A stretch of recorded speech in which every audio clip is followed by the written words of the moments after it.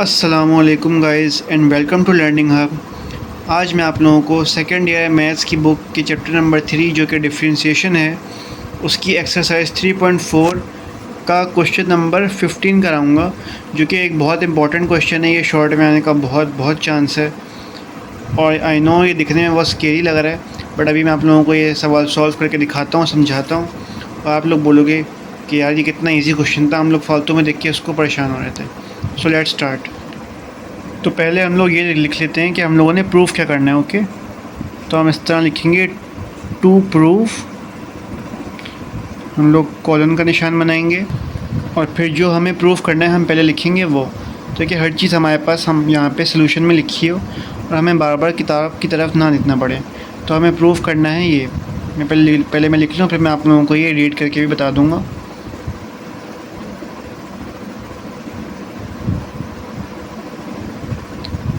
हम लोगों को ये प्रूफ करना है। मैं आप लोगों को एक साफ़ तरीके से इसको ज़रा रीड करके मैं आप लोगों को बता देता हूँ।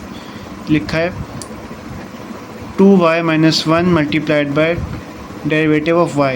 यहाँ पे क्या लिखा है y, dy/dx। अब d/dx का मतलब होता है differentiating with respect to x। और जो ये ऊपर लिखा है ना, ये न्यूमरेटर जो है, न्यूमरेटर में हमारे पास क्या है d के साथ क्या लिखा है y। इसका मतलब ये हुआ कि हम लोग y का डेरिवेटिव ले रहे हैं। अब यहाँ पे अगर न्यूमरेटर के साथ हमारे पास यहाँ पे न्यूमरेटर है d, अगर इसके साथ हमारे पास x लिखा होता तो मतलब हम लोग x का डेरिवेटिव ले रहे होते, बट यहाँ न्यूमरेटर में y लिखा है तो मतलब हम लोग y का डेरिवेटिव ले रहे हैं।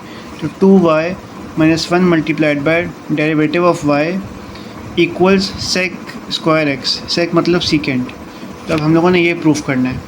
अब हम लोग लिख लेते हैं हमारा सवाल। जो हमारे पास सवाल था वो ये मैथ्स में बड़ा इंपॉर्टेंट स्टेप है। अगर आपने एग्ज़ाम में ना किया तो आपके नंबर कट सकते हैं। तो ये आपने ज़रूर करना है। एक तो आपने लिए ज़रूर लिखना है कि आप प्रूफ क्या करना चाह रहे हो। आपने इस तरह टू प्रूफ की हेडिंग डाल के आपने ये ज़रूर लिखना है कि आप क्या प्रूफ करना चाह रहे हो। सोल्यूशन के फर्स्ट स्टेप में आपने जो सवाल था ना वो आपने ज़रूर लिखना है। मैंने लिखा ठीक से नहीं था, मैं प्रॉपर्ली लिख देता हूँ ज़रा एक बार।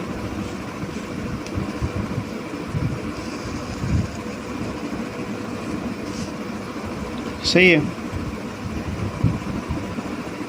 तो टेंजेंट x प्लस एक और स्क्वायर रूट, एक बार फिर टेंजेंट x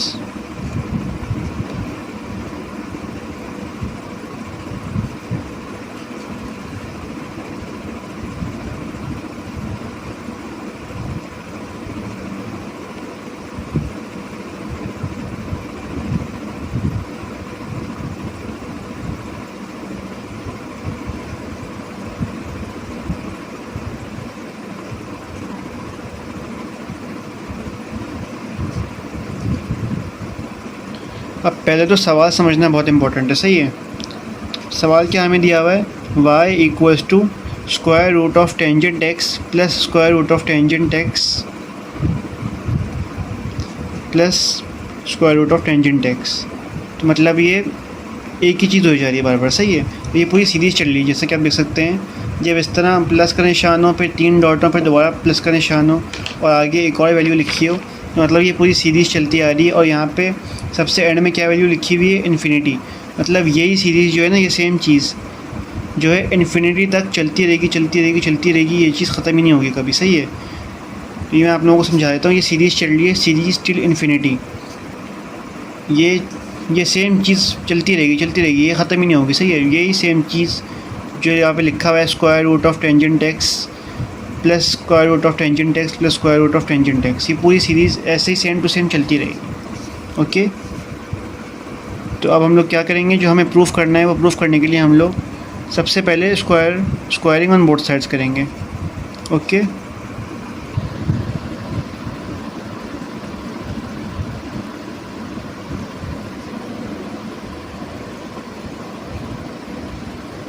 ये स्क्वायरिंग ऑन बोथ साइड्स कर लिया हमने। ओके, ये हमने लिख दिया। अब y के ऊपर स्क्वायर लगा तो y स्क्वायर हो गया। अब यहाँ जो है देखिए, इन्फिनिटी के ऊपर स्क्वायर लगेगा तो वो तो इन्फिनिटी रहेगा, कोई फ़र्क पड़ेगा नहीं उस पर। अब यहाँ स्क्वायर रूट है, इसके ऊपर जब हम स्क्वायर लगाएंगे तो ऑब्वियसली बात है स्क्वायर रूट से स्क्वायर कैंसिल होगा। मैं आप लोगों को शो भी करवा देता हूँ। ताकि अगर किसी को कन्फ्यूजन हो तो उसकी कन्फ्यूजन ख़त्म हो जाए।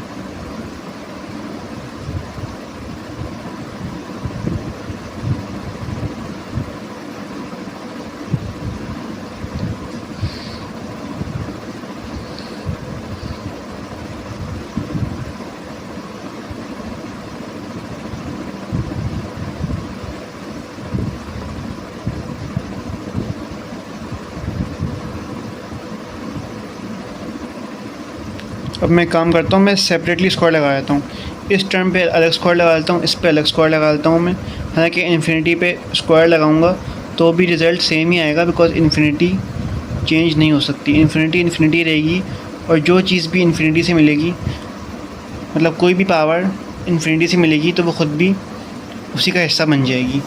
इन्फिनिटी में कोई चेंज नहीं आएगा, सही है। तो अब मैं ज़रा आपको दिखा देता हूँ।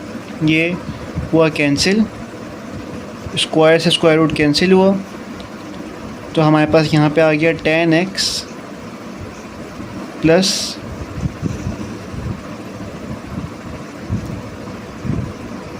आप लोगों को ज़रा अभी लिख के समझाता हूँ।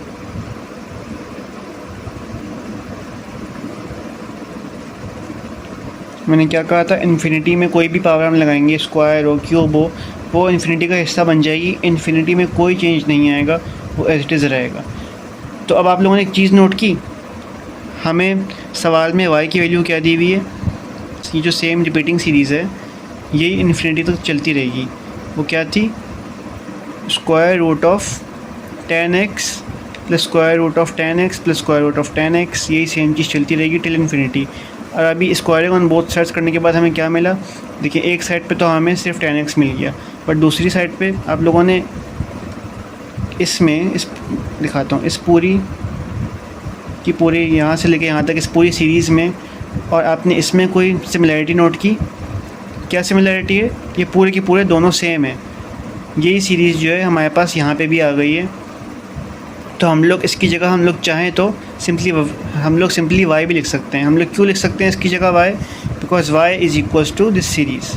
y is equals to square root of 10x plus square root of 10x plus square root of 10x till infinity. तो हम लोग इस पूरी सीरीज़ की जगह यहाँ से लेके यहाँ तक हम लोग इसकी जगह सिर्फ y भी लिख सकते हैं। हम लोग क्या करेंगे, Y square equals to 10x plus Y, सही है। हम लोगों ने लिख दिया यहाँ पे y। अब हम लोग करेंगे रीअरेंजमेंट, जो कि हर बच्चे को आती होगी वैसे तो, बट स्टिल ये हमें यहाँ पे क्या दिया हुआ है, प्लस वाई। अब हम प्लस वाई को इक्वल्स टू की दूसरी साइड पे लेके जाएंगे तो हमें क्या मिलेगा, माइनस वाई। तो ये वाई स्क्वायर माइनस वाई हो गया, ओके। और यहाँ पे 10x बेचारा अकेला रह गया, ओके। अब हम लोग क्या करेंगे, हम लोग ये डिफरेंशिएटिंग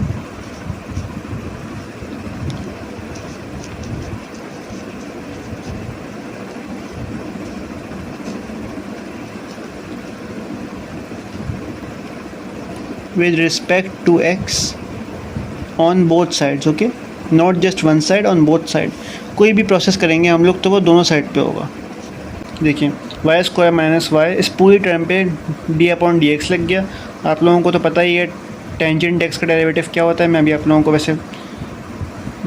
को लिख के ज़रा एक बार बता भी दूंगा, बट आई एम श्योर ज़्यादातर बच्चों को पता ही होगा, जिन्होंने अपनी कोचिंग या कॉलेज में पढ़ी हुई है डिफरेंशिएशन, उनको पता ही होगा कि टेंजेंट एक्स का डेरिवेटिव क्या होता है। तो टेंजेंट एक्स का डेरिवेटिव होता है, मैं आप लोगों को लिख के बता देता हूँ एक बार।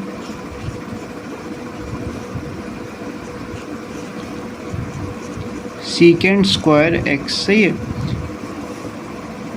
चलो सही है। अब हम लोग वही करते हैं सॉल्व जो हम लोग कर रहे थे। अब यहाँ पे वाई स्क्वायर माइनस वाई का हम लोग डेरिवेटिव ले रहे हैं, तो वाई स्क्वायर का हम डेरिवेटिव लेंगे विद रिस्पेक्ट टू एक्स, तो हमें मिलेगा 2y, सही है। और सिर्फ 2y नहीं मिलेगा, देखें y की पावर 2 का हम डेरिवेटिव लेंगे, हमें मिलेगा 2y। फिर हम लोग उसके साथ साथ ही हम लोग y का भी सिर्फ डेरिवेटिव लेंगे, और हम लोग डेरिवेटिव ले रहे हैं विद रिस्पेक्ट टू x, तो हमें क्या मिलेगा, dy अपॉन dx। तो ये हो जाएगा 2y multiply by dy upon dx। अभी मैं आप लोगों को लिख के भी दिखा दूँगा। एंड यहाँ पे सिर्फ y है, तो y का जब हम लोग डेरिवेटिव लेंगे विद रिस्पेक्ट टू x तो हमें सिंपली मिल जाएगा dy अपॉन dx। ओके, अब मैं आप लोगों को दिखाता हूँ लिख के।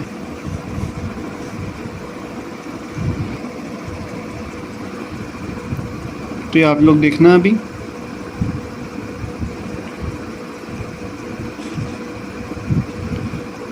ये 2y हम लोगों ने, ये y स्क्वायर का डेरिवेटिव होगा 2y, ये तो आप सबको पता ही होगा, ये हमने लिख लिया। बट उसके साथ साथ जो मैंने आपको बताया था dy अपॉन dx भी आएगा। क्यों आएगा? क्योंकि हम लोगों ने पहले y की पावर 2 का डेरिवेटिव लिया, फिर हमने सिर्फ y का डेरिवेटिव लिया। सही है। और ये सब जो कॉन्सेप्ट्स हैं, बेसिक्स हैं, अगर आप लोगों को समझ ना आ रही हो, आप लोग सोच रहे हो कि क्या बोले आ रहा है, कुछ हमें समझ नहीं आ रहा, तो मैंने एक डिफरेंशिएशन की बेसिक्स की, डिफरेंशिएशन की कॉन्सेप्ट्स की वीडियो बनाई है, और मैं इस वीडियो के एंड में भी उस वीडियो को लगा दूंगा, तो आप वीडियो वहाँ से प्ले कर लेना। और मैं डिस्क्रिप्शन में लिंक भी दे दूँगा उस वीडियो का, तो अगर किसी के कॉन्सेप्ट्स क्लियर ना हो तो आप उससे क्लियर कर लेना।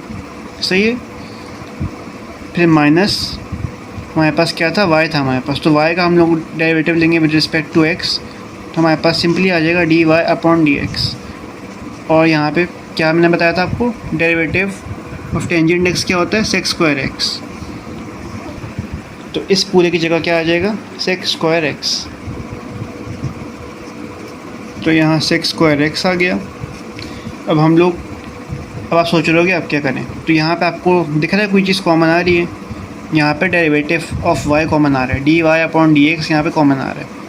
हमने क्या किया, लोगों ने 2y माइनस 1 ये अकेला हो गया और कॉमन आ गया dy अपॉन dx।